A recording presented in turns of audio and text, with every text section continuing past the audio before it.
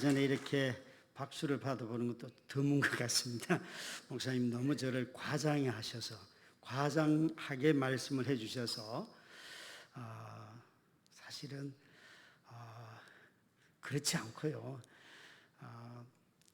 물론 그렇지 않다는 게 아니라 어떤 면에 있어서 사실 누가 한 사람이 다 자기 배우자를 간병하기는 어렵지요. 그래서 온 가족들이 함께하고 함께 성도들도 많이 돕고 해서 저 혼자 결코 할 수 없는 일이었습니다. 그래서 말씀에 대해서 입당하면서 초청받기는 저의 지난 삶을 좀 나눠주셨으면 좋겠다 하는 말씀으로 하셔서 오늘 이 비밀이 커도다 나는 그리스도와 교회에 관하여 말하노라.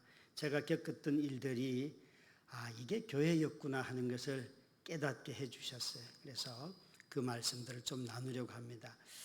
아무래도 개인의 간증이기 때문에 제가 사진을 몇 장 보여드리고 여러분과 함께 말씀을 나누도록 그렇게 하겠습니다. 제일 첫 번째 장을 올려주세요.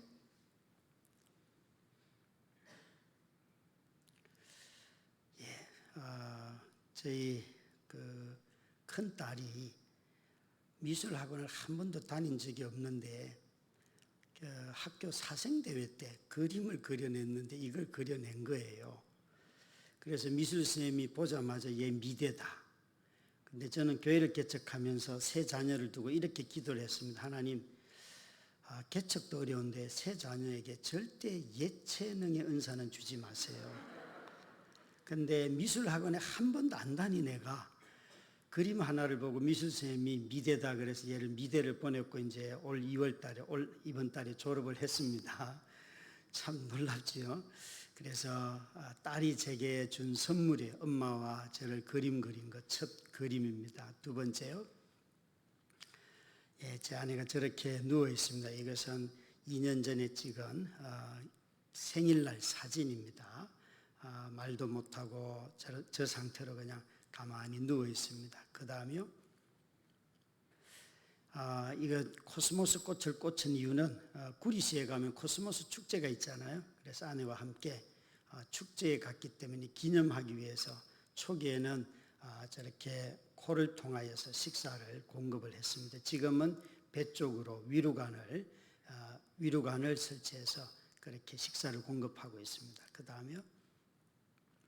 아이들이 제게 준 러브레터입니다. 밑에다가 뭐라고 적혔는가 하면 to 엄마와 아빠에게 한 잔씩 섞어서 준 건데요.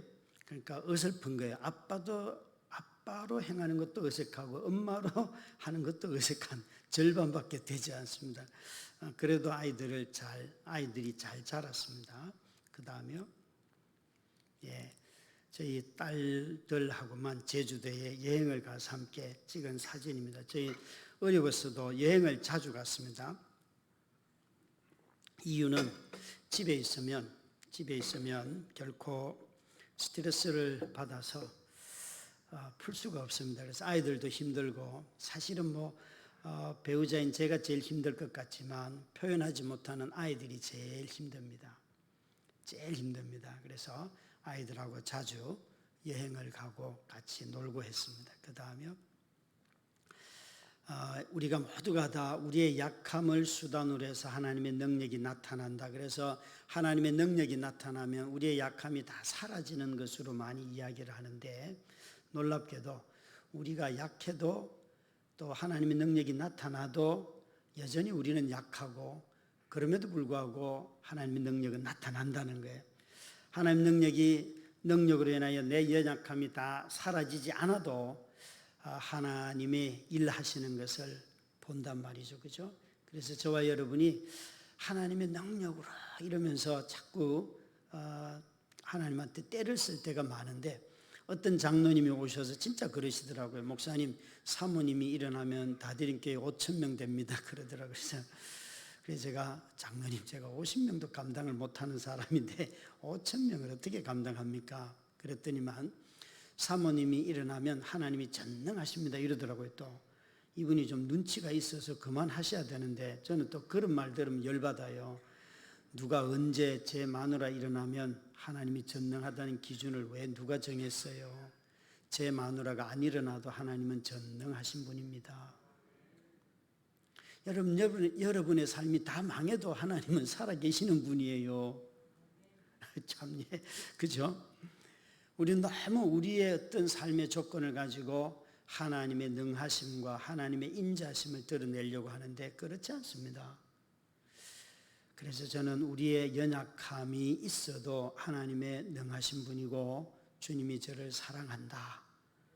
결코 변함이 없습니다. 그 다음에 아내와 함께 이렇게 나들이도 다닙니다. 지금은 좀 어렵습니다. 지금은 오랜 시간이 지나서 뼈도 약해져 있고 이런 환자들은 대체로 뼈가 구멍이 많이 납니다. 칼슘이 부족하고 이러기 때문에, 그리고 또 근육도 많이 이제는 없기 때문에 조그만 충격에도 뼈가 부러지고 그렇게 됩니다. 그래서 지금은 사실은 이동 자체가 전문적인 도움이 아니고서는 어려운데, 이전에는 제가 봉고차를 개조하고 저렇게 이동 침대를 사서 넣어가지고 아내를 태우고 다니면서 같이 수련회도 가고 매주일 교회도 가고, 그래서 늘 예배 드릴 때마다 본당 뒤편에 아내가 함께 예배를 10년 이상은 같이 드렸습니다. 그래서 어느 날 탈북한 청년들이 결혼을 하고 싶다 그래서 저희 교회에서 결혼식을 올려줬고요. 그리고 다 축하를 하고 주일날 저한테 인사를 하러 왔는데, 이 두 청년이 왔길래 이제 예배 끝나고 제가 본당 뒤편에 누워있는 아내에게 데리고 가서 제 아내라고 소개를 했어요. 하니까 탈북한 두 청년이 막 우는 거예요. 탈북자들이 그렇게 잘 울지 않거든요. 막 울면서 이러는 거예요. 목사님도 어려운데 우리를 도왔습니까? 그래서 너희들이 어렵지 내가 어렵냐? 나야 아내가 가만히 누워 있는데 뭐가 어렵겠냐? 너희들은 목숨 걸고 경계를 넘어서 왔는데 오는 시간도 얼마나 오래 걸렸냐? 그러니까 이 두 청년이 막 우는 거예요. 여러분, 정말 저는 그렇게 대성통곡하는 청년들을 본 적이 없어요. 그런데 제 아내를 보면서 목사님도 어려운데 우리를 도왔습니까? 그러면서 막 울더라고요. 참 그 청년들도 귀한 청년들이에요. 그 다음 사진요. 제 아내와 함께 이런 선거 기간이 왔을 때 꼭 투표하러 가던 한 장면입니다. 저건 아마 박근혜 대통령 그 때에 투표하러 가는, 그래서 제 아내는 누워있는 동안 3번 중에 2번은 현장에 가서 투표를 했고요. 그리고 1번은 집에서 했습니다. 제가 투표를 하는 이유는 제 아내도 시민이기 때문에 그랬습니다. 그리고 아이들에게 이런 것을 가르치는 겁니다. 민주시민은 투표를 한다, 이런 거. 그 권한은 어떤 일로도 빼앗길 수 없는 것이다, 이런 걸 가르치는데, 사실은 저런 환자를 데리고 누군가에게 노출시킨다는 것은 굉장히 어려운 일이에요. 말로는 질병은 수치스러운 게 아니야 라고 말하지만 속으로는 다 숨기거든요. 그런데 아이들은 다 알아요. 아빠가 말로는 병은 수치스러운 게 아니야 라고 말하면서도 자기 친구들이 와도 기뻐하지 않고, 또 자기 아픈 엄마를 밖으로 보여주지 않으면 아이들이 우리 아빠가 엄마를 부끄러워하는구나 단번에 압니다, 여러분. 그래서 아이들에게 병은 수치스러운 게 아니고 너희들이 병을 부끄러워하는 그 마음이 수치스러운 거다. 그걸 가르쳐 주기 위해서 어디든 아내와 함께 다녔습니다. 그래서 저렇게 선거를 하러 가면 미리 가서 선거관리위원회에 신고도 하고 상황을 설명하고 그렇게 하면 다들 잘 안내를 해 주십니다, 여러분. 참 제게는 이런 모든 것들이 하나하나 교육의 기회가 되고, 또 제 자신이 하나님의 백성으로서 이 나라의 시민으로서 두 왕국을 살아가는 시민으로서의 제 모습을 잘 나타낸다고 생각을 합니다. 그 다음에요. 이것은 저희와 똑같은 일을 겪는 장애인들 수련회입니다. 장애인들, 저기 있는 부모님들은 다 자녀가 장애이거나 배우자가 장애인분들. 그래서 저 수련회 갔을 때 제일 편했습니다. 모두가 똑같은 모습이기 때문에. 그래서 가서 말씀도 전하고 함께 교제하였습니다. 그 다음 사진요. 이것은 저희 막내가 이제 입교할 때, 작년에 입교할 때 찍은 사진입니다. 자녀들 얼굴만 봐도 유쾌하지요, 그죠?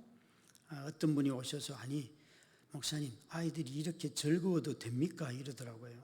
그래서 그럼 울까요? 제가 그랬어요. 저희는 아픈 아내가 큰 방에 누워있고 같이 5 식구가 그 침대 옆에서 잠을 자면서도 깔깔거리면서 웃고 그러면요, 엄마가 들을 수 있기 때문에 호흡이 가빠지고 막 그러면서 가래를 하고 그게 다 들었다는 소리거든요. 그래서 한 방에서 아이들 어릴 때는 계속 같이 잤습니다. 자면서 또 아내를 집에서 간병했던 이유는 제 아내가 집을 제일 좋아하기 때문이고 또 아이들에게 엄마가 필요하기 때문에 아이들에게. 그래서 어느 날 제가 이제 퇴근을 해서 집에 들어가니까 우리 저 남자아이가 집에 혼자 있더라고요. 그래서 너밖에 없냐 그러니까 다른 사람은 없냐 그러니까요, 아들이 엄마 있잖아 이러는 거예요. 저는 아픈 사람이 있음에도 불구하고 없다고 생각했거든요. 그런데 아들이 엄마 있잖아 이러더라고요. 그리고 막내는 태어나자마자 엄마가 쓰러졌기 때문에 이 아이를 3년 정도를 작은 동생이 길러줬어요. 작은 아버지 가족들이. 그래서 한 33개월 될 때 저희 집에 딸을 데리고 오면서 딸이 그때 이제 32개월이 지날 때니까 아이가 잘 모르지 않습니까? 아이에게 늘 엄마 젖가슴을 만지면서 네가 이 엄마가 너를 낳았어 이걸 6개월을 가르쳤어요. 이 아이는 엄마 젖 먹어본 적도 없고 엄마 목소리도 들어본 적도 없고 아무것도 엄마로부터 양육을 받아본 적이 없어요. 그런데요, 엄마가 가래를 하면 제일 먼저 달려가는 애가 얘예요. 첫째, 둘째는 9살, 5살 때 엄마가 쓰러졌는데 꿈쩍도 안 해요. 그러니까 여러분, 사람은요 다 원하는 대로 해준다고 해서 애가 인간이 되는 게 아니에요. 대충 해주셔도 돼요. 인간은요 자기가 원하는 대로 다 해주면 굉장히 이기적으로 변하기도 해요. 그래서 애를 키울 때 여러분, 애가 원하는 대로 쫓아가면 걔 인생을 망치는 거예요. 그러니까 부모들이 못 해준다고 막 그 자기 마음을 괴롭히고 나 자식들한테 잘못 해주는데 그런 헛소리 좀 하지 마세요. 여러분 잘하고 계시는 거예요. 그죠? 왜 대답을 안 해요? 못하는 거예요? 오늘 교회에 온다고 밥 굶겼어도 잘한 거예요. 걔들 한 끼 굶는다고 죽지도 않고요. 그죠? 엄마 아빠가 안 해줘도 라면 찾아서 잘 먹어요. 그거 먹어도 애들 이상해지지 않아요. 그냥 먹으라고 하세요. 예? 참 여러분, 아이들하고 함께 살면서 누린 게 너무 많아요. 마지막 사진요. 이건 우리 성도들입니다. 우리 성도들인데 17년 코로나 오기 직전 여름 수련회 사진이에요. 저희들은 코로나 오기 직전에 여름 수련회에 한 370명 정도 아이들까지 출석하는 교회인데요. 수련회 2박 3일, 3박 4일 가면 저 수련회에 무려 320명이 왔어요. 그러니까 어떤 교회인지 아시겠죠? 굉장히 공동체가 강하고요. 저 수련회 갈 때에도 우리 아들이 이러는 게 아빠 나한테 아빠가 용돈 2배로 주면 좋겠어 이런 거예요. 그래서 왜 그러니까 자기가 속해 있는 부서에 어떤 애를 수련회 데려가고 싶은데 자기 용돈 가지고는 모자란다는 거예요. 아빠가 똑같이 주면 자기가 그 친구에게 자기 용돈도 내고 내 것 자기 것 내서 데려가겠다는 거예요. 그래서 야, 네 친구는 네가 해야지 그랬더니 아빠 내가 내 용돈 내고 아빠가 도와주면 좋겠어. 그래서 데리고 갔어요. 여러분 참 여러분 살아가면서 고통과 고난이 없는 사람은 없지요. 여러분도 다 있잖아요. 그죠? 그런데 물론 저도 이렇게 소개한다고 해서 제 자신이 처음부터 이렇게 된 것은 결코 아니죠. 이제 사진은 내려주시고 오늘 제가 에베소서 5장 32절에 있는 말씀으로 이 비밀이 커도다 내가 그리스도와 교회에 대해서 말하노라. 이 바울 사도는 에베소서 5장 말씀을 말씀하실 때에 부부관계를 얘기하고 싶었던 것이 아니고 에베소 전체의 주제인 교회에 대한 얘기를 하고 싶은 거예요. 교회는 그리스도와 온전히 연합되어 있는 데가 교회다. 그리스도는 항상 교회와 연합하시는 분이 그리스도이시다. 그래서 부부관계를 설명을 할 때에 먼저 아내들이여 남편들에게 복종하라라고 말하면서 어떻게 말씀을 하시는가 하면 교회가 그리스도에게 복종하시는 것처럼, 이게 방향이 중요해요. 교회가 그리스도에게, 초대교회 성도들이 어떻게 그리스도에게 복종했는가? 죽도록 죽기까지 복종했지 않습니까? 그런데 남편들아 아내들을 사랑하라 라고 말할 때는 뭐라고 말씀하시는가 하면 그리스도께서 교회를 위하여 자기를 주심같이, 방향이 바뀌었어요. 그리스도가 어떻게 교회에 자기를 주셨는가? 그러니까 교회도 그리스도를 위하여 자기를 주셨고 그리스도도 교회를 위하여 자기를 주심같이 부부도 그렇게 산다는 거예요. 그게 부부의 삶이라는 거죠. 2005년도에 4월 달 부활절날 교회를 설립하고요, 예배를 드리고 8월 8일 날 우리 셋째 조금 전에 봤던 막내를 출산하고 8월 10일 수요일 저녁에 저는 예배 드리러 가고 아내는 퇴원을 해서 집에서 장모님이 돌봐주고 계셨는데 언제 쓰러졌는지는 모르지만 아이를 젖먹이다가 쓰러졌어요. 그래서 병원으로 급하게 이송을 했지만 의사가 보자마자 그냥 100% 식물인간입니다. 수술해도. 그러면서 저보고 수술 동의서에 사인을 하라는 거예요. 그래서 제가 그 동의서를 들고 수술실 밖으로 나와서 복도 끝에 가서 앉아가지고 그 수술 동의서 위에 볼펜을 올려놓고 머리 위에 이래 올려놓고는 하나님, 내가 22살에 예수 믿고 지금까지 저 여자를 만나서 10년째 이제 결혼 생활을 하고 있는데 지금은 결혼 생활이 이제 27년째예요. 쓰러졌을 때는 10년 지날 때예요. 10년째 결혼 생활을 하고 있는데 우리는 한 번도 우리 인생의 보호자가 당신이고 나고 이런 소리를 해본 적이 없습니다. 하나님이 늘 우리 삶의 보호자라고 말씀했으니까 여기 지금 의사 선생님이 보호자 찾으니까 당신이 와서 사인해요. 그러면서 볼펜과 종이를 머리 위에 올려놓고 와서 사인해. 여러분, 저는 하나님이 제 인생의 보호자라고 지금도 믿거든요. 근데 이분이 사인을 했을까요? 안 했을까요? 안 하시더라고요. 제가 이렇게 앉아가지고 하나님 사인하란 말이야 이씨. 사인해. 맨날 성경 읽으면 보호자라 그러놓고 지금 뭐 하는 거냐고. 여러분, 삶이 답답해지면요 그 언어가 실제가 되어 와요. 보호자 맨날 가서 보호자 진짜 많이 하잖아요, 그죠? 하는데 도저히 감당할 수 없는 일이 오니까 보호자 당신이잖아. 그리고는 거짓말로 제가 사인을 했어요. 그리고 수술 다 끝났는데 정말 100% 그냥 의사가 말한 그대로 수술은 잘 됐다 그러는데 일어나지는 않고, 저는 그 말이 그렇게 서운해요. 수술 잘 됐다 그러면 일어나야 되잖아요, 그죠? 원래대로 돌아와야 되잖아요. 안 돌아왔는데 수술 잘 됐대요. 그래서 제가 알았어요. 보호자라는 말의 뜻은 돈 내는 사람이구나 이거. 그리고 이제 또 아내를 5, 6개월 병원에 있다가 집으로 퇴원을 해서 이제 집에 와서 간병을 시작을 했는데요. 엉망이었어요. 욕창도 생기고 초창기에는 다 했지요.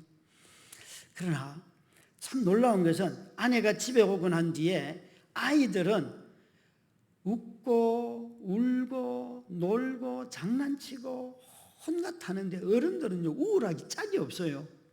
어른들은 다 집에 들어가면요 괴로움으로 그냥 가득 차는데 아이들은 얼마나 집에서 즐거워하는지 막 뛰어다니고 엄마 침대 밑으로 들어갔다 나갔다 하고 막 그걸 보면서 제가 깨달은 게 있어요. 아이들은 함께 사는 법을 알지만 어른들은 자기 관심에 근심에 쌓여가지고 돈 걱정해야 되고 집에 가면 해야 할 일 있고 그러니까요 집에 들어가기가 싫은 거예요. 교회에서 제가 담임인데요, 저희들도 함께 동력하는 교역자들이 5명이 있어요. 제가 여러분 집에 가는 걸 좋아할까요? 교회에 있는 걸 좋아할까요? 왜 교회에 있는 걸 좋아할까요? 여기에 아내들아 남편들에게 복종하라, 또 남편들아 아내를 네 몸을 주도록 사랑해라, 다 죽으라는 소리거든요. 그런데 집에 가서는요, 아빠 왔다 그러면 대답도 안 하고 안 와요. 밥 먹으라 안 와요, 여러분. 그런데 교회에서는 최전도사님 그러면 바로 와요. 제가 어디 있는 게 좋겠어요? 예? 여러분, 사람은요 자기가 섬기는 데 있는 걸 좋아하지 않아요. 섬김 받는 데 있는 걸 다 좋아해요. 아니, 누가 아침에 직장에 출근하러 가면서 야, 나 일하러 간다 그렇게 말하고 퇴근할 때 또 일하러 간다 이러는 사람이 있어요? 나 쉬러 간다. 다 그렇게 생각하니까 집에 가면 싸우는 거예요. 어차피 집도 일하는 곳이고요, 직장도 일하는 곳이에요. 이럴 때는 아멘 좀 하세요. 예? 우리가 직장에 가도 섬기는 것이고 집으로 가도 섬기는 것 아닙니까? 예, 뭐 하든 말든 저 시간 되면 내려가면 돼요.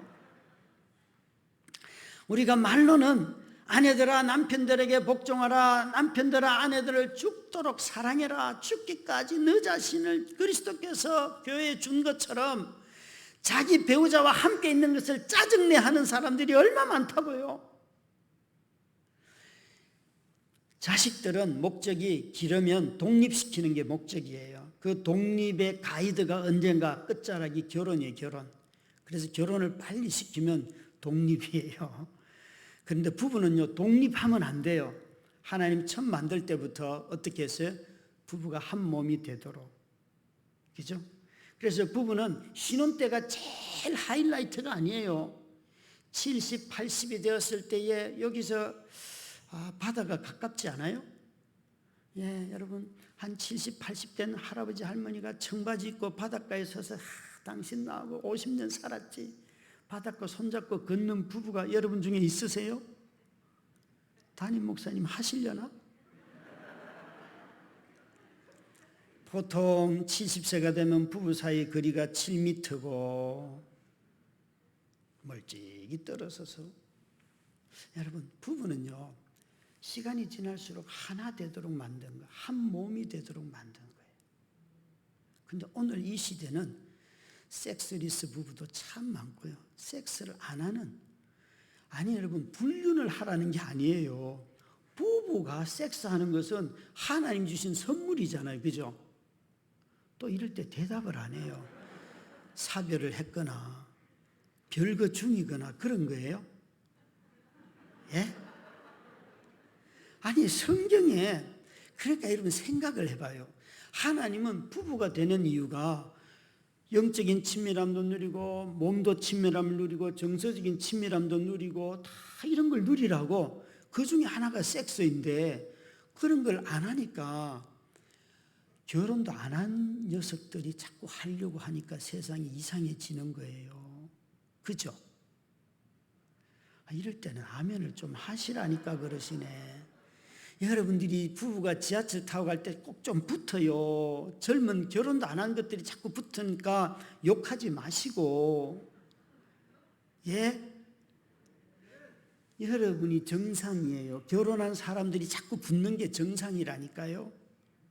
그게 하나님의 법이고요. 그죠? 예. 제가 오늘 간증이 그거밖에 더 있겠어요. 여러분, 임마누엘이라는 말의 뜻은 함께 한다는 뜻이잖아요. 하나님의 이름 다른 어떤 것보다 우리가 제일 좋아하는 이름이 임마누엘이에요. 임마누엘이라는 말의 뜻은 그분이 우리와 함께 하신다. 아니, 다니엘을 한번 생각해 봐요. 그가 굴속에서 나왔기 때문에 우리 모두는 다 굴속에 있으면 하나님이 나와 함께 하면 굴에서 나오리라고 생각하는데 아니에요. 다니엘은 그런 경험을 했지만 그건 일시적인 거예요. 그가 그 제국에서 잊혀진 시간이 얼마나 길다고요. 시편 23편 4절에 보면 우리가 사망의 음침한 골짜기를 다닐 때에 주께서 나와 함께 하심이라. 주의 지팡이와 막대기로 나를 안위하시나이다. 짜증나잖아요 여러분. 내가 웅덩이에 빠져 있으면 빨리 꺼내줘야 되는데 그 웅덩이 속에 나와 함께 하신다는 거예요.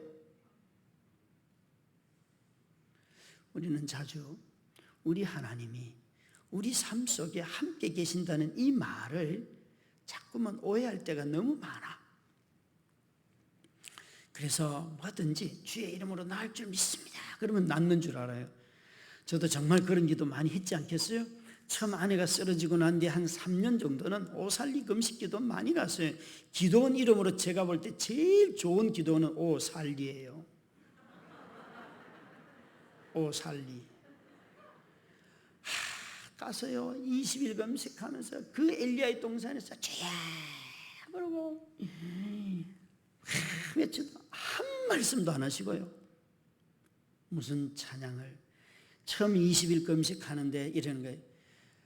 주 품에 품으소서 주 능력 나 잠잠히 믿네. 거친 파도 날 향해 와도 폭풍 가운데 나의 영혼 잠잠함이 주를 보리라. 그 찬송을 20일 금식 끝나는 날 딱 주시는 거예요. 순간 마음속에서 아내가 낫나 보다. 하나님이 이렇게 말씀하시는데 그러면서 그 찬송을 한 2, 3년 동안 열심히 불렀어요. 열심히. 그런데요 아내가 낫기는커녕 2008년도에 청년 대학생들 수련회 5,000명 정도 모이는 수련회 주강사로 선정이 됐어요. 제가 그 수련회 안 가겠다고 강사 안 하겠다고 난 너무 힘들기 때문에 그러고는 거절했는데 아닙니다 부탁합니다 해서 수락을 했어요. 하고는 이제 수련회가 오늘처럼 월요일 날이면 다음 주 월요일 날 수련회가 열리는 날이에요. 이제 일주일 남았어요. 그런데 주일 저녁에 이 수련회를 위하여서 제가 40일 작정 기도를 한 33일째 되는 날 늘 아내를 이동 침대에 태우고 가서 교회 본당에 간이 침대를 누이고 거기서 같이 기도하고 새벽 기도 끝나면 집에 데려오고 이런 33일을 했어요. 그 34일째 되는 날 새벽에 눈을 떴는데 제가 밤에 잘 때 밑에 돗자리를 깔고 위에 전기 찜질기를 발 쪽에다가 이렇게 올려줬는데 그게 그만 돗자리를 태워가지고 안에 다리가 다 타들어간 거예요. 그래서 다리를 잃게 되었어요. 수련이 일주일 남겨져 있는데 그래서 여의도 한강성심병원에 입원을 하고 매일 왔다 갔다 하면서 야 이게 무슨 일인가. 내가 수련회 안 간다 그랬잖아. 그러면서 그 병원에 있는 성당에 들어가서 하나님 앞에 앉아서 막 우는데 앞에 성경이 있어요. 성경을 딱 펴자마자 제가 개척할 때 주셨던 약속의 말씀 이사야서 43편 1절부터 그 5절에 있는 말씀 그게 뭐가 나오는가 하면 내가 물 가운데 지나갈 때 불 가운데 지나갈 때 내가 너를 어쩌고 저쩌고 성경을 집어서 그대로 벽에 던지면서 하나님 또 이런 식으로 말하지 마세요. 병현아 너 다리는 잃었어도 목숨은 건지지 않았냐. 이따위로 말하지 마세요. 정말 여러분 아내 병으로 쓰러졌을 때는 제게 죄책감이 별로 없었어요. 그건 병이잖아요. 그런데 저의 과실로 아내를 이렇게 다리를 잃고 나니까요. 야, 내가 목사를 해서 뭐하고 이런 삶을 살아서 뭐하냐. 그러면서 깊은 좌절이 낙심이 찾아오고 또 왜 나는 아픈 사람을 신앙의 이름으로 작정 기도를 해서 이 사람은 환자인데 나는 이 사람을 데리고 교회 가서 기도하면 그게 신앙인 줄 알고 왜 나는 이런 짓을 했을까? 목사가 돼가지고 정말 무엇이 경건인지도 구분도 못하는 이런 바보 같은 나 얼마나 후회했는지 몰라요. 그리고 이런 후회를 해도 매일 새벽에 가서 새벽 기도를 인도해야 되니까 그 삶이 얼마나 아픕니까? 새벽 기도 가다가 양복 입고 성경 이렇게 끼고 부부가 걸어가는 거 보면 야 나는 이제 저렇게 교회 갈 일은 없다. 그러면서 차를 세우고 운 적도 있고요. 그렇게 정말 끊임없이 나를 정죄하면서 교회를 난 그만해야겠다 생각하고 같이 개척했던 젊을 때부터 제가 제자 훈련한 그 개척 멤버들을 몇 명을 불러서 집사님들 내가 사표를 쓸 테니까 다른 사람 불러서 이 교회 해요. 그러니까 목사님 선한 목자 비유가 뭐예요? 이러는 거예요. 그 목자가 양을 위해 죽는 거잖아. 그러니까 그것 말고 또 있잖아요. 뭔데? 그러니까 있잖아요. 우리한테 가르쳐 주신 거. 목자도 양의 음성을 듣지. 그러니까 양의 소리를 들으세요. 당신이 힘들고 어려운 거 아는데 우리도 견딜 테니까 당신도 견디세요. 설교 준비 안 해도 좋으니까 주일날 얼굴만 비춰주고 내려가요. 우리도 견딜게요. 젊은 집사님이 그렇게 말씀하십니다, 여러분. 그 집사님이 지금은 권사님이 되어 계세요. 얼마나 울었는 줄 아세요? 하나님, 목자를 풀어줘야지 양들을 돌보지. 양이 목자를 돌보는데 이게 말이 됩니까, 하나님? 저 좀 풀어주세요. 안 풀어주세요. 하나님이 얼마나 기가 막힌 분이신가 하면 정말 하나님 사랑의 눈으로 있잖아요. 나의 작은 신음에도 응답하시고 그 엘리야의 동산에 올라가서 큰 소리로 부르짖어도 딴소리 마세요. 저는요 돈 달라는 기도를 해본 적이 없어요. 그런데 제 늘 기도 제목은 하나님 아내만 일으켜 주시면 돼요 그러는데요, 하나님은요 아내는 안 일으켜 주시고요 돈을 계속 주세요. 어느 날 기도하다가 하나님 귓구멍이 껴들랑 잘 들어. 내가 이제 돈 달라 그래서 마누라만 일으켜 줘요. 근데 시간이 또 이것 한 10년쯤 지나니까 이제는요 아내를 일으켜 달라는 기도는 안 하고요 돈 주세요 이 기도만 해요. 병원에 아내가 입원하고 또 이렇게 중환자를 돌보면서 살 때요, 여러분 병원에 있어 보니까 제일 기쁜 사람들은 보험회사예요. 보험회사. 어떤 사람들이 제일 좀 짜증나는가 하면 와서 기도만 하고 가는 사람들, 말만 하고 가는 사람들은 도움이 안 돼요. 예? 중환자가 있는 가족들은요 그 중환자에게 요구되는 모든 비용을 감당할 능력 있는 사람 거의 없어요. 저 처음 아내가 뇌경색으로 병원에 입원했을 때 병원비만 7천만 원 들었거든요. 제가 40살 때 교회를 개척했고 아내 나이 35이었는데요 그때 제 순수한 재산이 1,000만 원이에요. 결혼해서 5인 가족인데 순수한 재산이 1,000만 원. 교회를 개척하려고 하는데 돈이 없으니까 제가 이렇게 기도했어요. 하나님, 나는 어차피 돈 없는 인생을 지금까지 살아왔는데 돈 달라 소리는 안 할 테니까 사람은 보내줘요. 대신 싱글 젊은 것들은 보내주지 마세요. 내가 15년 동안 청년 사역을 하면서 대학생들 가르치면서 많이 굶어봤는데 교회를 할 때는 그래도 가정을 이룬 가족들을 보내주세요. 나도 좀 얻어먹고 살게요. 그랬어요. 참 기도가 리얼하지요. 저는 기도가 복잡하지 않아요. 기도가 아주 심플해요. 그래서 아이들 셋을 보면서 하나님 절대 예체능의 은사를 주지 마세요. 그 기도를 2번째로 했다니까요. 그런데 첫째가 말씀드린 대로요 미대 갔고요. 둘째는요 고등학교 2학년 10월 달에 이러는 거, 아빠 지금까지 내가 아빠를 속였어. 왠가 하면 자기는 저한테 이렇게 약속했거든요. 자기는 유아교육학과를 가서 그래서 그렇게 공부하는 줄 알았어요. 자기는 노래를 부르고 싶다는 거예요. 그래서 자기는 실용음악과를 가려고 하니까 아빠도 마음을 고쳐 먹으세요. 제가 새벽 기도 가서 앉았는데요 다른 기도가 안 나오고 이는 하나님 실용음악과 가면 굶어요. 못 먹고 살아요. 절대 안 돼요. 그렇게 일주일 씨름했어요. 2주 씨름하는데 마지막 금요일쯤 이러는 게 하나님이 마음속으로 병연아 영문학과 가면 먹고 사냐? 수학과 졸업하면 먹고 사냐?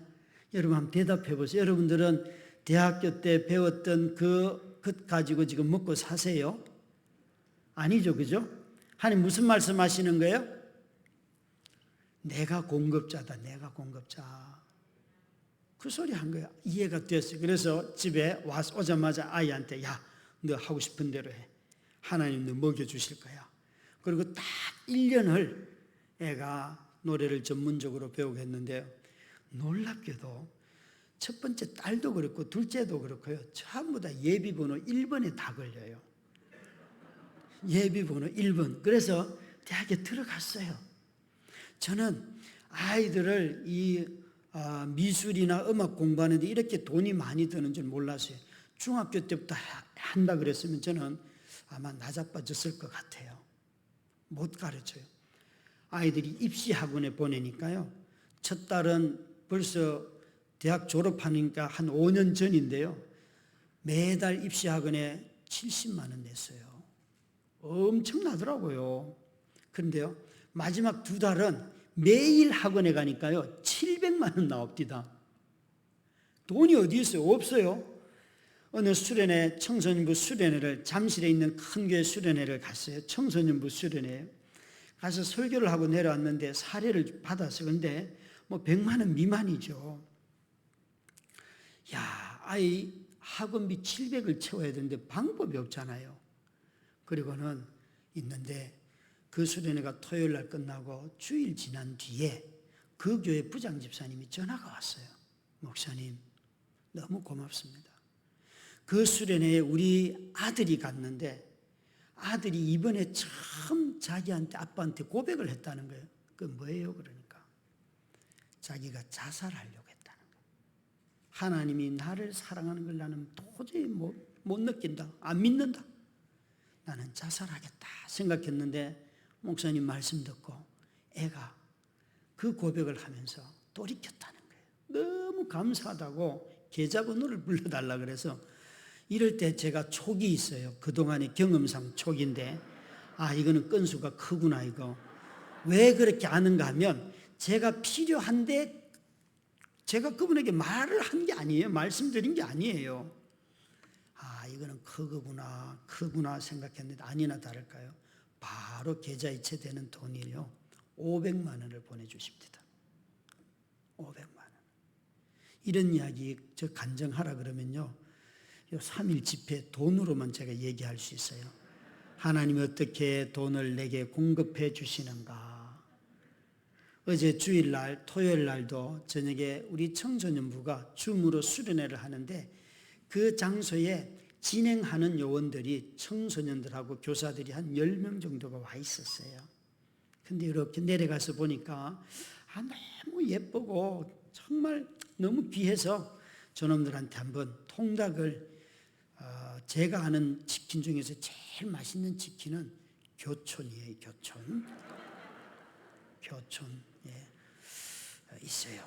그래서 거기서 제일 비싼 걸 내가 10마리를 시켜야지. 그러고는 이렇게 지갑을 체크를 해보니까 별로 돈이 모자라는 거예요. 그래서 이거 어떡하나 그러면서 설교 준비를 토요일이니까 계속 했어요. 그리고 한 서너 시간 뒤에 이제 그 모임이 다 끝날 때가 되었는데 갑자기 제 핸드폰으로 신한은행 로고가 딱 뜨는 거예요. 이 은행 로고가 뜰 때 이게 나가는 돈인지 들어오는 돈인지 확인은 해야 돼요. 어쨌든 은행 로고가 뜬 건 뭔가 재산에 변화가 있는 거잖아요. 그죠? 얼마나 기쁘든지 빨리 딱 열어봤어요. 놀라운 것은 정말 그 아이들에게 통닭을 실컷 사주고도 남는 돈이 딱 들어오더라고요. 제가 여러분 가난하다고 돈 달라는 소리가 아니에요. 하나님이 이런 방식의 삶으로요 지금까지 간병비만 있잖아요. 17년 동안 간병비만 3억을 썼어요. 3억 썼어요. 저는 33평 하계동 아파트에 시세가가 3억 7천 할 때에도 2억 3천에 살았고요. 5억을 할 때에도요 3억 7천에 살았고요. 믿지 않는 정말 너무 좋은 주인을 만났어요.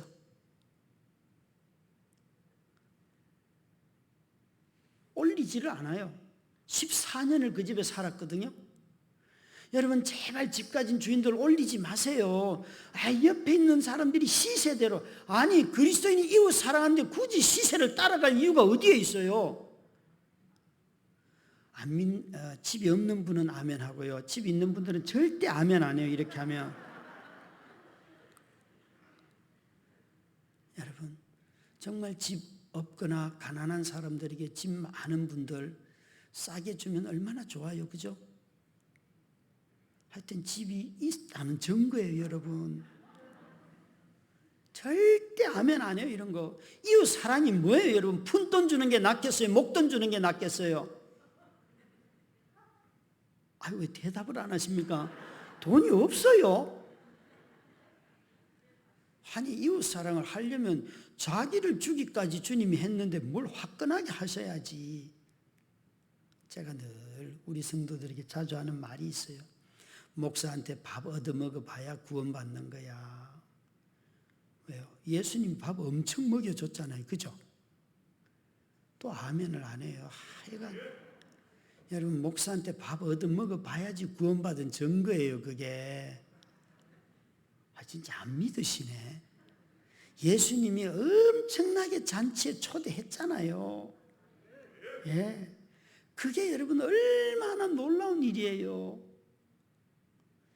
정말 아이들이 제게 어느 날 아빠 용돈 주세요 그러는데 현금이 없더라고요. 그래서 야 돈이 없다 그러니까 아빠가 돼가지고 이런 싸가지들. 그래서 제가 저는 굉장히 영적으로 예민해요. 얘들아 너희들이 진짜 아빠가 누구냐? 누구라 그러겠어요 애들이? 하나님이요 이러더라고요. 그래서 그러면 용돈은 누구한테 달라 그래야 되냐?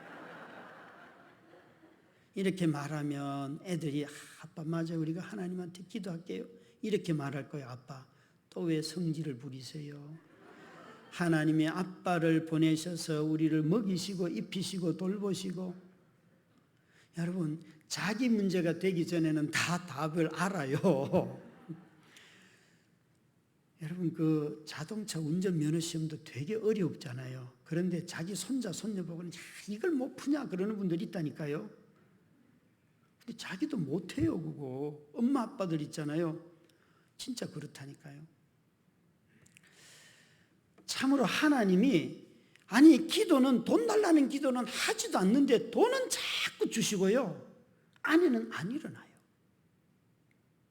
그래서 화상을 입고 난 뒤에 다시 오살리 가서 갈멜 그 엘리야의 동산에 올라가서요. 또 부르짖어서 20일 동안 아무 말씀도 안 해요. 저는 하여간 하나님은요. 저하고 삐졌는지 뭘 물으면 대답을 안 하세요. 제가 경험한 하나님은 난처한 답을 요구할 때는 답을 안 하세요. 이 여자를 데려가시든지 이렇게 주시든지 이거 정말 어려운 질문이에요. 하나님의 마음은 딴 데 있어요. 그거 하고 싶지 않은 거예요. 일으킬 마음도 없고 데려갈 마음도 없는 거예요. 그냥 이대로 두고 싶은 거예요. 그럴 때는 말을 안 한다니까요. 그래서 여러분 진짜 가만히 생각해 봐요. 내가 기도했는데 하나님 응답이 없다. 이게 아닌가벼.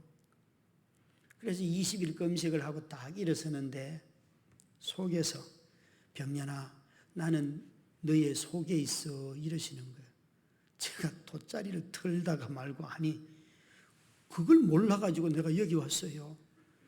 내 안에 당신 계신 건 내가 알지 그걸 몰라. 제발 하나님 내 말 좀 잘 들어봐요. 그러면서 퍼질고 앉아가지고 또 엉엉 울면서 난 내 안에 계신 거 알고 내주하시는 거 다 알고 내 앞에 옆에 뒤에 아래 위에 내 인생 전체에 온 세상에 하나님 계신 거 다 알아요. 그거 믿어요. 왜 그렇게 말해요? 나는 이 여자 좀 고쳐주시든지 이 여자 데려가든지 하라고 왔는데. 그런데 하나님이 다 들었다는 거잖아요. 그때 마음속에 딱 정리되는 한마디가 내 아내는 안 낳는다. 이 소리를 이렇게 하신 거구나 이거. 하나님이 저 열심히 기도하는데 병년아 네 마누라 안 낳아 그러면 제가 충격받을까 봐서 나는 네 속에 있다. 내 이야기 너의 이야기 다 들었다 끝. 그래서 처음 20일 금식 올라갔을 때 주셨던 그 찬송, 거친 파도 날 향해 와도 폭풍 가운데 나의 영은 잠잠하게 주를 보리라, 그 찬송 가사에, 찬양 가사에는 낫는다는 약속이 하나도 없어요. 그때 알았어요. 아, 이거였구나. 그리고는 내려오자마자 아이들에게 다 앉혀놓고, 얘들아, 이제 엄마는 안 낫는데, 하나님이 안 고쳐주신대. 이제 더 이상 낫는 기도하지 마. 그랬더니 애들이, 왜 아빠? 부목사님이 기도는 긍정적으로 하랬어. 기도는 긍정적으로. 아, 맞아. 그럴 수 있어. 근데 하나님이 아빠한테 너희 엄마는 안 나 라고 했어. 이제는 엄마하고 우리가 함께 사는 거야. 더 이상 낫는 일을 위해서 뭘 하지 말고 우리 그냥 엄마와 함께 살자. 이게 차이가 뭔가 하면요, 치료하는 쪽으로만 자꾸 보면 그 사람을 대상화시켜가지고 아픈 사람으로만 보고 같이 살 마음이 없어요. 가서 대화도 안 하고 말 걸 이유도 없고 우리가 뭐 했는지 나눌 이유도 없고 그냥 가만히 눕혀만 놓으면 돼요. 그런데 함께 살기 시작하면요, 대화가 시작이 되는 거예요. 그랬더니만 아이들이 그때부터 엄마를 위해서 낫는 기도를 하지 않아요.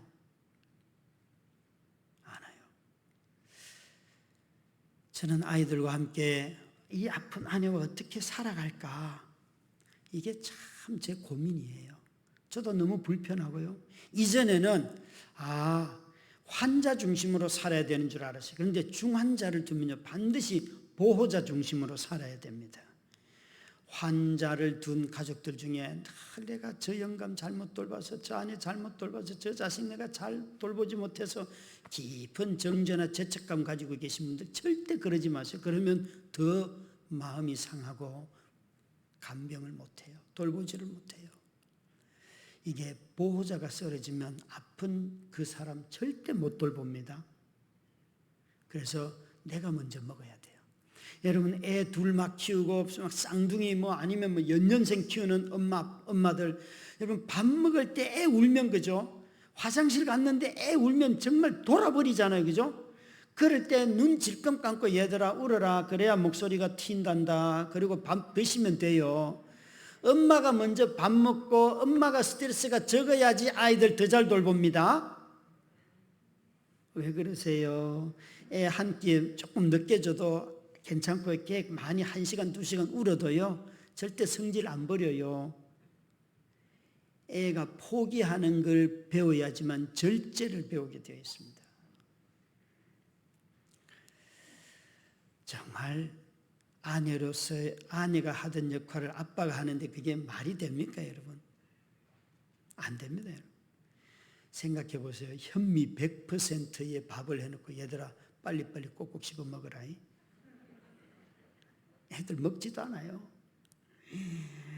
저대가 고3이 되었을 때 이런 결심을 했어요. 야, 아침밥을 먹여야 머리가 좋다던데. 그래서 내가 아침은 꼭 해서 먹이리라고 그렇게 굳게 결심을 하고 막 한 달 동안 싸웠어요.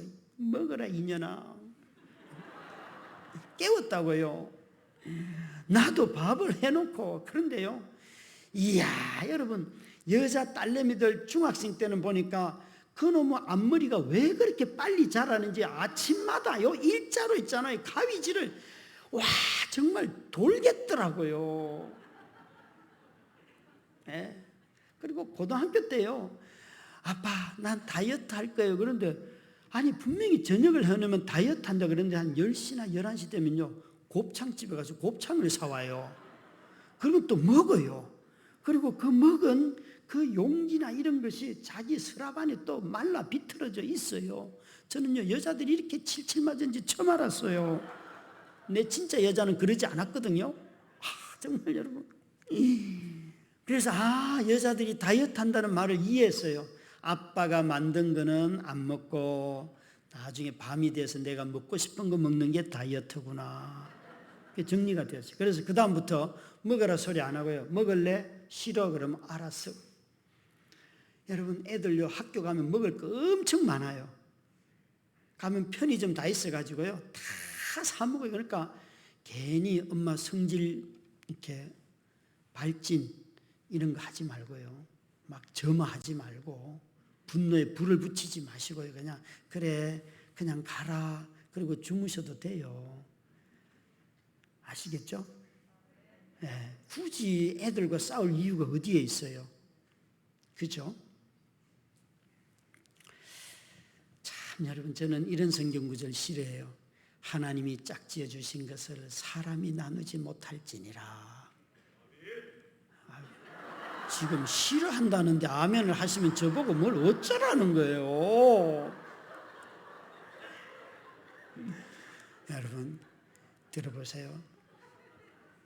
하나님이 짝지어 주신 것을 사람이 나누지 못할지니라 할 때에 사람 대신에 뭘 넣어보실래요? 하나님이 짝지어 주신 것을 질병이 나누지 못할지니라.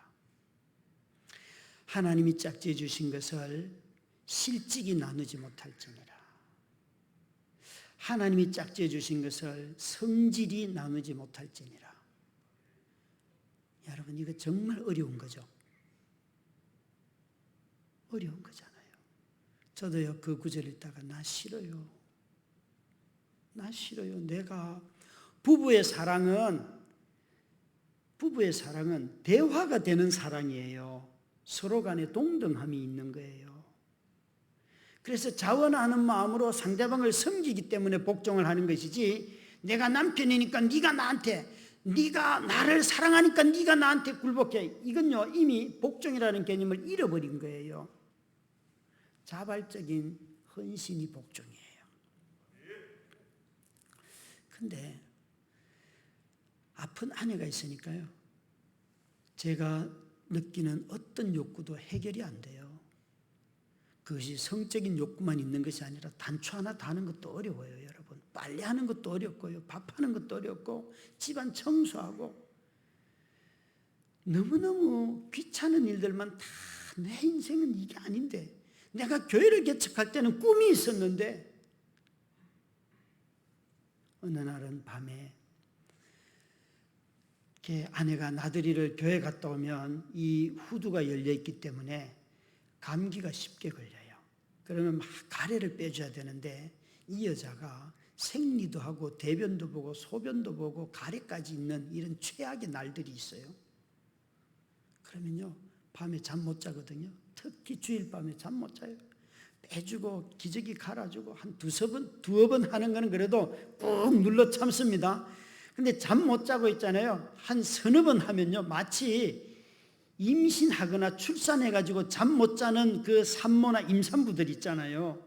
그 비몽사몽간에 뭔가를 계속 해야 되는 그 고통. 남자인 제가 막 그런 걸 느끼는 거예요. 막 어지럽고. 어느 날은 기저귀 4번째인가 3번째 갈아주다 성질이 나가지고 둘둘 말아가지고 그냥 그 사람 배 위에 턱 던지면서 당신 너무하는 거 아니야? 좀 참아봐. 그러고는 저도 울고 아내도 울고 거실에 나가서 소파에 앉아가지고 또 몹쓸 짓을 했구나. 그리고 앉아가지고 가만히 있는데 하나님이 와서 제가 마음속으로 이런 거 병년아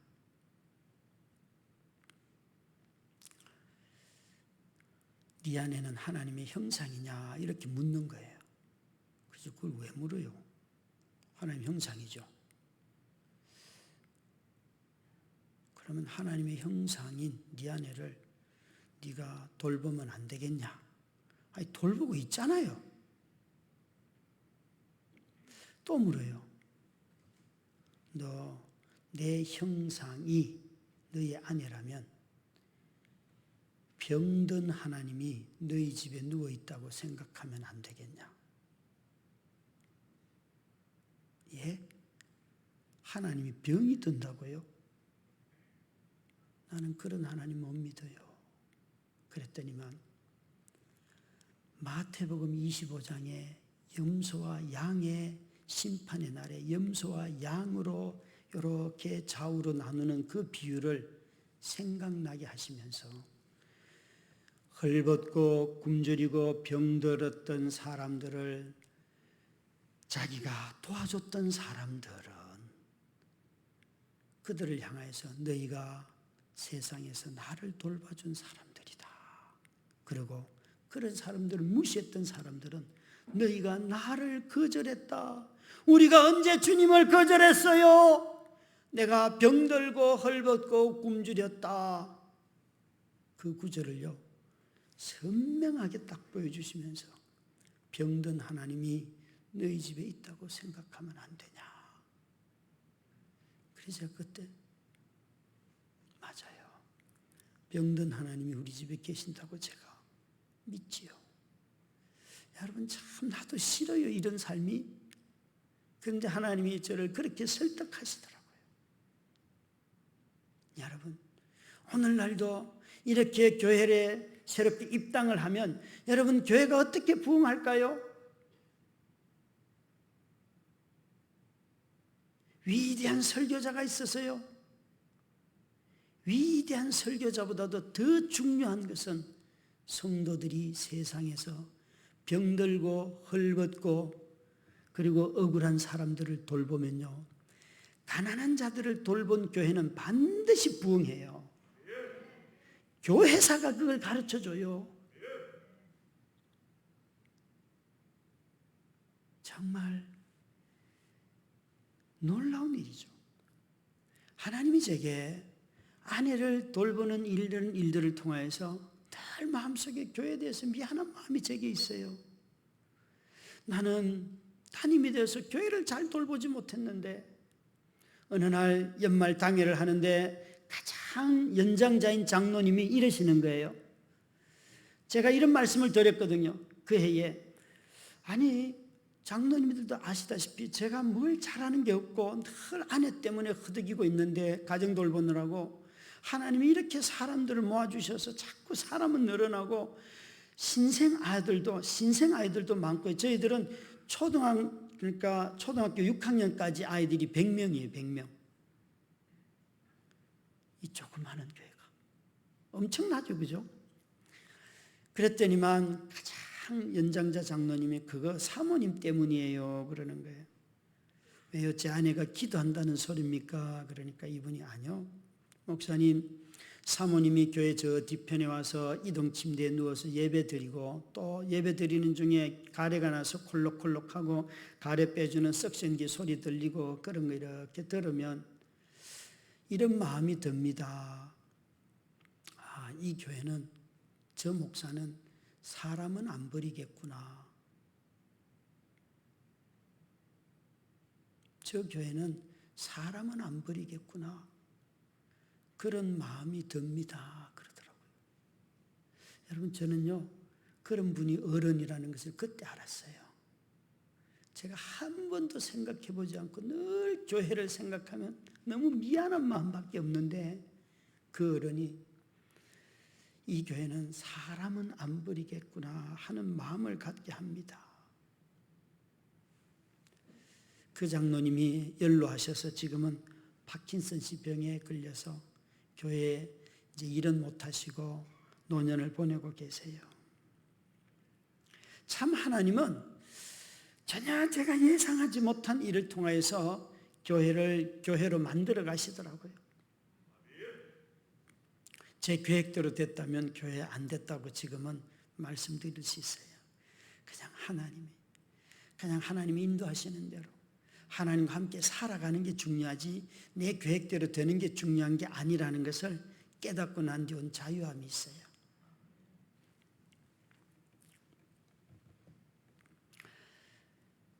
아내가 그렇게 화상을 입고 수술하는 날 여의도 한강성심병원에서 수술을 다 끝내고 그 영등포역에 있는 그 롯데백화점에 가가지고 쇼윈도에 있는 신발장을 보면서 많이 울었어요. 아, 이제는 내 아내는 저런 신발을 못 신겠구나. 그래서 한동안은 제 자신도 제 신발을 산 적이 없었어요.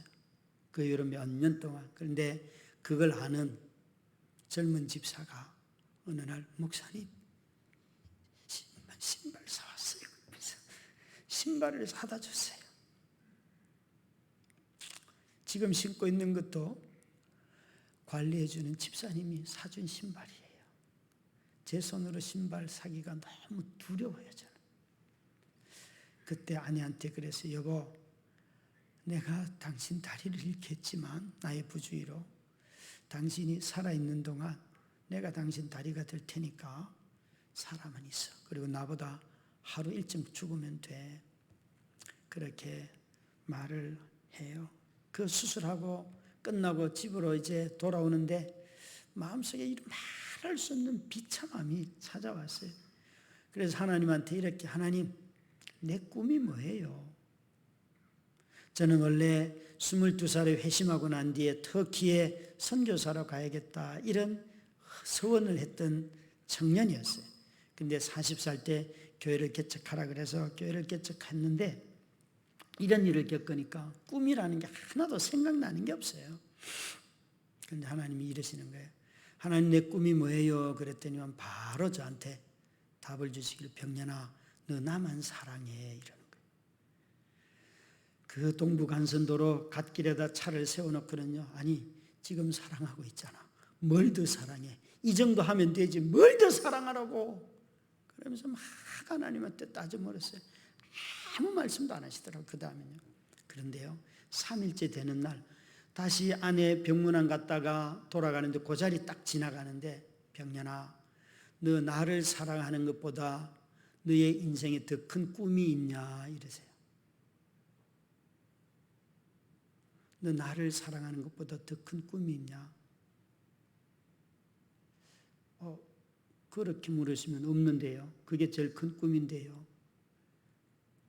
그러니까 너 나만 사랑해. 그러면서 로마서 8장 28절, 하나님을 사랑하는 자, 우리가 알거니와 하나님을 사랑하는 자, 그 말씀을 주시더라고요. 앞일에 대해서 염려하고 내가 또 뭘 해야 될까 이 고민할 때 그게 아니다. 지금 하나님 사랑하는 일만 하면 된다. 그게 선택의 기준인 거예요. 미래에 뭐가 될까가 아니고요. 그건 하나님께 맡기고 지금 내가 하나님을 사랑하는 게 뭘까? 자녀들에게 질문을 할 때에 너의 꿈이 뭐냐 이걸 물을 것이 아니라 너 지금 하나님 사랑하니? 그러면 그 하나님의 사랑이 그 아이의 마음을 변화시키고 그 아이의 마음속에 들어가 있는 하나님의 말씀이 그 아이에게 살아서 꿈이 되는 거예요. 그런데 우리는 세상에서 얼마나 큰 꿈을 가져야지 사는 것처럼 말하는데, 하나님을 사랑하는 자들이 세상에서 하나님이 주시는 꿈을 가지고 믿음 잃지 않고 살아가는 것입니다. 병년아, 너 나만 사랑해. 그럴 때 처음에는 따지고 울었지만 두 번째는 그 말씀을 주셔서 예, 제가 사랑해야지요, 사랑하지요 그랬더니만 주님이 이러는 거예요. 병년아, 너만 너의 인생에 대하여 꿈꾼다고 생각하지 마. 나도 너에 대하여 꾸는 꿈이 있는데, 하나님이 내가 꾸는 꿈을 주는 사람은 나를 사랑하는 사람에게 내가 꿈을 주는 거야. 여러분이 큰 교회를 짓고 입당하고 난 뒤에 여러분의 꿈은 뭐예요? 교회가요, 교회 지었다고 자랑하면 교회 망합니다. 그런데 교회가요, 십자가 자랑하면 반드시 교회는 부흥합니다. 그런데 애석하게도 수많은 사람들이 교회를 짓고 나면 교회 자랑해요. 교회 자랑해요. 무서운 거예요, 여러분. 무서운 거예요.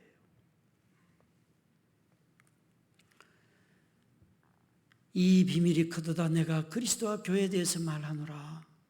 저는 고통을 통해서 제가 마지막에 이른 장소가 어디인가 하면 제 아내가 낳는다 이 자리가 아니에요.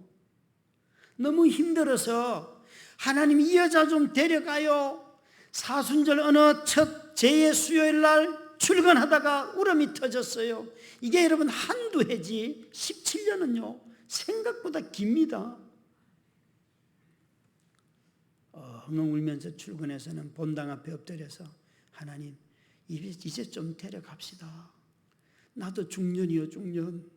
막 우는데 하나님이 한참을 통곡하는 제게 병년아, 나는 너한테 내 아들 줬다 이러시는 거예요. 제발 이런 소리 좀 하지 마시고, 나 그거 다 알아요. 아들 줬고 내가 아들 믿고 그 아들이 그리스도고, 제발 그런 소리 좀 하지 마시고,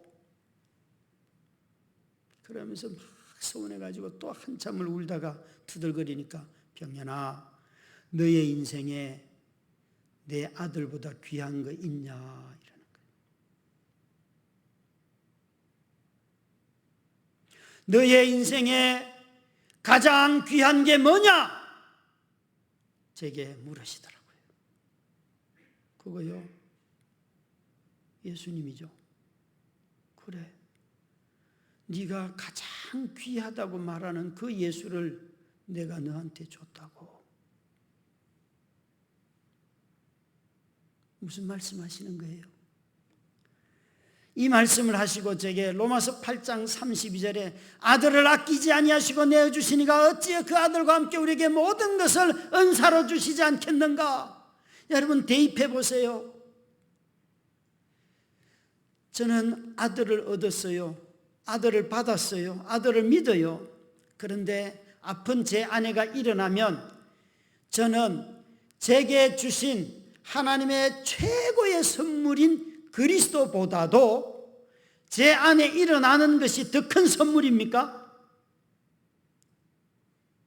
여러분에게 하나님께서 예수 그리스도를 주셨는데 그 선물을 믿음으로 받았음에도 불구하고 이번 4월에 아파트 어떻게 돼서 돈 올라가고 그것이 여러분에게 이 예수 그리스도보다도 더 큰 선물입니까?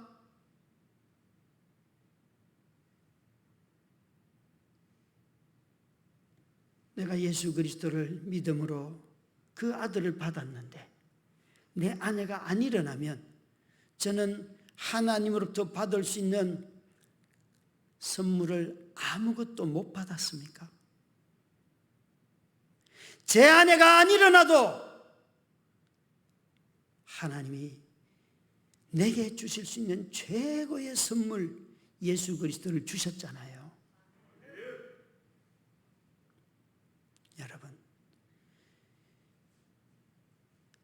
여러분은 예수 그리스도가 여러분의 생애에 가장 귀한 분이십니까?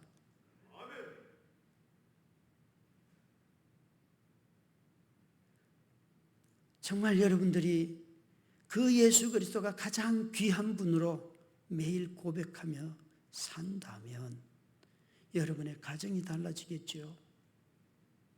여러분의 직장에서 직원들이 우리 사장님 변했어, 야 우리 장로님 변했어,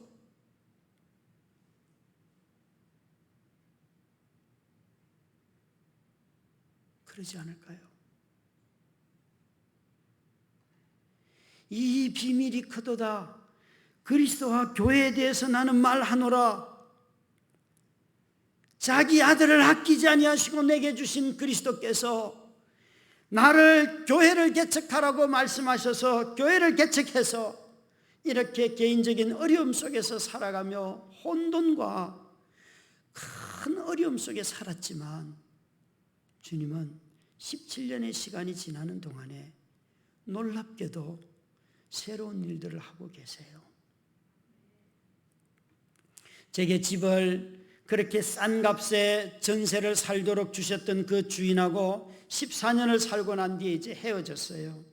그런데 14년을 사는 동안 제가 어느 날 제 아내와 저의 결혼 21주년을 맞이했어요. 그리고 그날 크리스마스 날 오후에, 오전에는 교회에서 다 크리스마스 행사를 하고 오후에는 집에 가서 저희 집에서 크리스마스 행사를 하기로 하고 찬양 가수를 한 명 불렀어요. 부산에 있는 박보영이라고 하는 가수인데 이 형제를 부르면서, 형제, 오늘 우리 집에는 우리 가족만 있는 게 아니고 불신자도 내가 초청해서 주인하고 그 다음에 제가 매주 나가는 축구 클럽의 단장님, 아주 모든 신을 다 섬기는 단장님, 그래서 뭐 저를 만나면 목사님 아멘 그러고 뭐 스님을 만나면 막 또 막 그러고 막 별짓을 다 하는, 그렇지만 하여튼 같은 팀의 클럽에, 저는 그 지역에 있는 축구 클럽의 멤버예요. 그래서 늘 자영업자들과 함께 잘 놀고 있어요. 내일 저녁에도 공차로 가요. 초청하고 또 안 믿는 사람 초청하고 또 제 아내를 간병하거나 돕는 데 많이 기여했던 분들을 불러서 찬양 집회를 했어요. 하는데 찬양 집회가 아니고 집회를 했어요. 그 찬양 가수에게 이렇게 조건을 달았어요. 형제, 오늘 크리스마스 날이긴 한데 오늘 집회에서는 절대 찬양을 부르면 안 돼. 유행가를 은혜롭게 부를 수 있겠어요? 유행가를 은혜롭게 부를 수 있겠어요? 그러니까 이 형제가 저 유행가 진짜 잘합니다 이러는 거예요. 오세요. 2시간 동안요 유행가 부산 사람이니까 맨날 동백섬이 나와요. 2시간 동안요. 그 와 있던 사람들이요 다들 그 노래 모르는 사람 없어요. 여러분 유행가 다 알아요. 2시간 동안 정말 유익하게. 그런데요 제가 2주 전에 주인에게 전화를 드렸어요. 주인어른, 제가 이 집에 산 게 너무 고마워서 이 집을 다 리모델링을 하려고 합니다. 리모델링을 하려고 제가 돈을 준비를 했습니다. 허락만 해 주십시오. 그랬더니 이분이 못 알아들었어요. 목사님 나는 그런 돈 없습니다 이러는 거예요. 돈을 내라는 게 아니고요. 제가 그동안 산 게 너무 고마워서 이 집 다 수리하려고 하는 거예요. 허락만 하시면 제가 할게요. 주인이요. 나는 이런 세입자 만나본 적이 없대요. 그래서 저는 이렇게 말했어요. 저는 이런 주인을 만나본 적이 없습니다. 여러분 주인들도 다 어려워요. 수도 좀 자기 손으로 고쳐요. 우리 그리스도인들의 이런 멋있는 품이잖아요. 그죠? 하여튼 대답을 안 해요. 여러분 고장난 거 있으면 새 들어 사는 분들 그거 다 주인도 돈이 없어요. 여러분 그냥 고쳐요. 또 그것도 생색 내지 말고 또 나 이거 고쳤는데 그러니까 짜증나는 거예요. 2천만 원의 돈을 제가 준비했어요. 2천만 원을. 집 다 리모델링 하고요. 그리고 그 가수를 불러서 주인이 와가지고요. 열어보고 목사님 나 이런 세입자 처음이에요. 나는 이런 주인 처음이에요. 여러분 제가 그분한테 받은 게 얼마나 많아요. 아주 똑똑한 척하는 어느 집사가 저한테는 목사님 바보예요. 자기 집도 아닌데 누가 그런 집을 리모델링을 합니까? 이러더라고요. 그래서 제가 네가 계산을 너 진짜 사업하는 놈이 계산을 잘 못하네. 이 집이 시세가 3억 7천일 때 내가 2억 3천에 살았으면 1억 4천 이자만 한번 계산해봐라. 한 달에 그게 얼마냐. 이 집이 5억 할 때 내가 3억 7천에 살았으면 그 이자 계산을 해봐라. 남는 돈. 그 월세만 해도 나는 수천만 원 이분이 나를 후원해 주신 건데 너 사업 진짜 대가리 나빠서 못하겠다. 그렇게 안 돌아가냐. 여러분 똑똑한 척하지 마세요. 은혜가 임하면요 이런 말할 수 없는 일들이 많이 벌어져요. 그래서 다 와서 하고 집회하고 돌아갔어요. 저희 가족하고 아픈 환우인 딸이 아픈 그런 권사님 2가정이 딱 남았는데 이 찬양의 가수가 기타를 딱 잡더니만 목사님 제가 목사님 가족과 이분들을 위하여 마지막으로 찬송가 하나를 부르겠습니다 이러는 거예요. 찬송가 445장 태산을 넘어 험곡에 가도 빛 가운데로 걸어가면 그 찬송을 기타를 치면서 이 가수가 쫙 뿜으니까 침대에 누워있던 제 아내가 하면서 숨이 가빠지면서 울기 시작하는 거예요. 우는 거예요. 왠가 하면요 그 찬송가는 21년 전에 결혼식 날 퇴장할 때 저와 아내가 그 많은 찬송가 중에서 여보 우리 이 찬송을 마지막 우리 퇴장할 때 우리의 모든 삶의 여정이 하늘의 영광을 위하여 가는 인생이니까 우리 이 찬송을 함께 부르면서 결혼 예배를 마칩시다 해서 결혼 예배 때 마지막 퇴장하는 찬송이 태산을 넘어 험곡에 가도 찬송가 445장 그 찬송이에요. 제가 이 찬양 가수에게 부탁한 게 아니에요. 성령님께서 그에게 감동을 주셔서 이렇게 우리 가족을 위로하는 거예요.